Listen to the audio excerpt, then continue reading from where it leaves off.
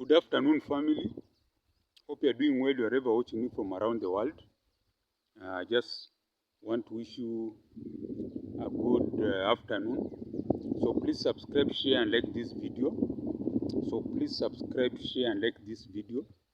So now I've just heard a few minutes ago the panel of judges that are listening to DP Gachagwa's case on it's called what? On his impeachment. They have just ruled that they want to recuse themselves because Gachagua wanted them to recuse themselves through his lawyers. He said that these people have conflict of interest because some of their spouses are employed by this same government that impeached Gachagua. So that was their plea through his lawyers, isn't it?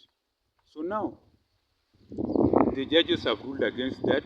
So it means the case will continue next week.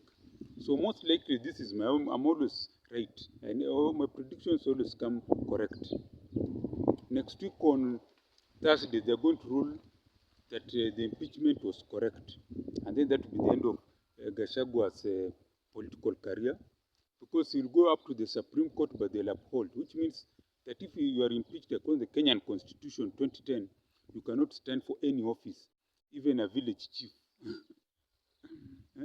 Even a village chief position. So that's why I'm talking about the President Ruto defeatist strategy. President Ruto self-defeatist strategy. That's what I'm talking about.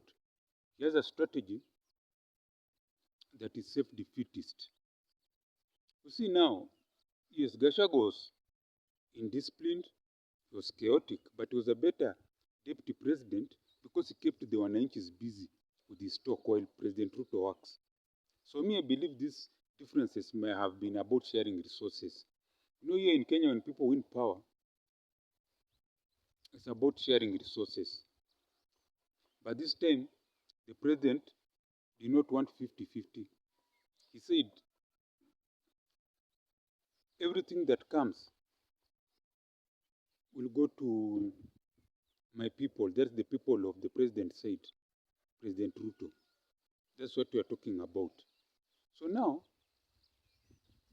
you come and ask yourself, what is going to happen? What is going to happen is that the DP Gachagwa's political career is over, and the chaos in government will continue. That's why I'm saying President Ruto's self-defeatist strategy. President Ruto's self-defeatist strategy. He started on well with his former deputy Gachagua, but now as days go by, they are not, how can I put it? They are not getting along very well because they have said about sharing resources and then also corruption. In fact, the biggest elephant in the room is corruption. We have a deputy who entered power worth $1 billion, okay, 1 billion Kenya shillings, not $1 billion. In 2 years, he had already amassed wealth, okay, his wealth, the assets, 5 billion. But that's on paper. You know, these people hide a lot of money abroad there. They hide it, and then they come here and tell us stories. That's what they usually do. They tell us a lot of stories. So I was thinking, President Ruto, if he cannot fight corruption, his government will collapse in the next 5 years. Yeah, in fact 5. And to make matters worse, they have taken a bill to parliament to extend the terms of leaders. Most likely it's just the president who wants it. From 5 to 7. That's the MCA, MP, women rep, senator, governor, president, from 5 to 7 years. And people are tired of these people.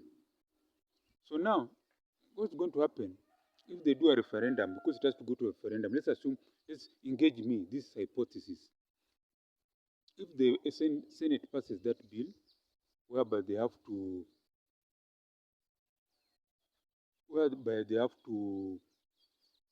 extend the time for the term of, here when you're elected, you're supposed to serve 5 years, then there's an election. So they want to extend to 7 years. If Senate passes, then the National Assembly, which is in the pockets of the executive, also President Ruto, will just pass it without even reading it. So that will be 7 years, isn't it? So now, you ask yourself, our current president may sit there for how many years? 20 years, if that goes through. But they have to have a referendum. Once Parliament passes it, Senate and General Assembly, it means they have to go for, it's called what? It's called a referendum. And they can give you for free. Everyone will be against it.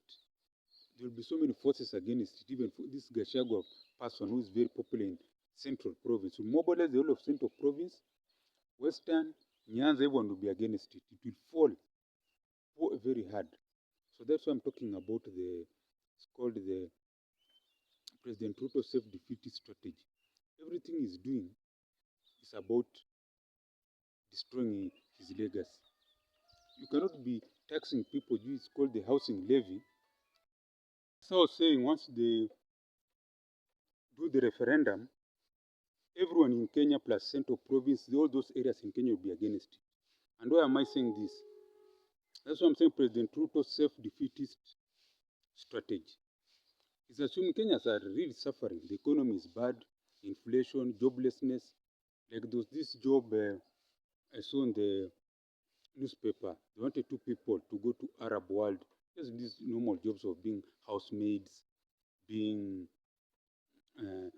clerks, where they are paid $200. Imagine you leave Kenya to go outside to get a job of $200. The only job that can make me, the job that will make me leave Kenya, is they are saying, is the one that will earn me a lot of money. Let's say even you're talking of $5,000 and above. Not these jobs that you earn peanuts, isn't it? It should be a job that earns me over $10,000. That's 1 million Kenya shillings. That one I can accept. So now, President Ruto self-defeated strategies. First of all, for joblessness, there's a lot of disaffection in this country. People have lost hope. People feel as if they cannot even survive tomorrow. There's a lot of hopelessness, that's the word. And then people also tired of the ruling class, because the ruling class amasses wealth. How do you tell me someone like the deputy president creates all that money within 2 years? There's no manufacture he has done. There's no big thing he has built. There's no shoes named after him. Imagine Gachagua shoes, something like that. So even most of these elected leaders have totally nothing. They're just crooks. They're just purely crooks that need to just go. So now with this so-called bill to extend their term limits, they're just creating a monster that will kick them out. In fact, I predict those Gen Z riots will even be kids' play to what will be coming. So that's what I'm saying. President Ruto self-defeatist, it's called a self-defeatist strategy. If our advising President Ruto, and this is my advice for $1 million, yes, President Ruto, this is my advice for $1 million, because I love Kenya, I'm a patriot, and I love the presidency. I don't care who's there, but I love the presidency. First of all, Kenyans, there's a lot of unemployment. And our answer is behind me. You see this? This is just small land. We have hundreds of thousands of acres of idle land because there's no rainfall, and the people who live there are into other activities, which we understand. So if I was the Kenyan government, what would I do? First of all, we need water so that there's farming year all round, number one. So what we need, integrated drainage system in Nairobi to get water that can be supplied to neighboring counties to do farming all year round. Each county should have a value addition product, give free land for that. Number two, this will do industrialization all over, metalworking, furniture, you name it, anything that Kenyans can create should have an industry outside Nairobi, in those barren lands, supply those areas with it's called what? With the rail transport, good roads, super highways. Number three, make medical care to be free. This sure, I don't know, sure what has to go. Let someone go to a hospital, there are medicine, there's good staffing, whom the government pays, the doctors, nurses, support staff are paid by the government very well. So these private clinics will just collapse, will just go away. Even these pharmacies, because if I'm sick and I have a Kenyan ID, and speaking of which, you need to come up with another ID that registers Kenya at birth and expires at death. So that now this ID can be used by any person. If you ask a child of 4 years, they have an ID, even 16. So if you have that ID, I can walk in any hospital, public hospital, which is well stocked, clean, with competent staff who are well paid, and get any treatment. When if I have a headache, I just walk in. And then they also check me. Maybe I feel I'm not feeling well. I go and get up my blood pressure. And those hospitals should be in the best buildings. Like Kenyatta Hospital, there should be like Kenyatta Hospital. There should be 100 Kenyatta Hospitals in the whole of Kenya from this money they are stealing. So corruption has to end. Industrialization, job creation, free medical care, free education from nursery to university. You have enough money to pay for everyone to have free education and do what? And live a comfortable life. So those, and then also police force reform, pay them well, give them good equipment, disband the traffic police who are doing bad things. That's what we are talking about. This is the President Ruto self-defeatist is called what strategy. So if our president is listening to me and he does what I'm suggesting, he'll get a second term. If not, he'll be a one-term president. That's how I'm talking about President Ruto self-defeatist strategy. He's doing things all wrong. And then all these with the dealers, Adani, don't engage with them. Engage with the government. Say, German government has decided to refurbish Jomo Kenyatta Airport or Kenyatta Hospital. It's government to government, and we pay them through our taxes if it's a loan. Not these Shakahola businessmen who are briefcase, who are crooks. So sad. But I'm sure things will change. So that's why I'm saying self-defeatist strategy needs to end. We need to have a country of laws and a country of respect that fights corruption. Because where we are going is not good. So this is the Professor Maima show. Hope you have enjoyed what I've said. I want to pray for you who's watching me that you have a long life, become rich and prosperous, not only you, your children, grandchildren, and all generation, and that your dreams become reality. Big money, reality. Big getting a passport out of this country, reality.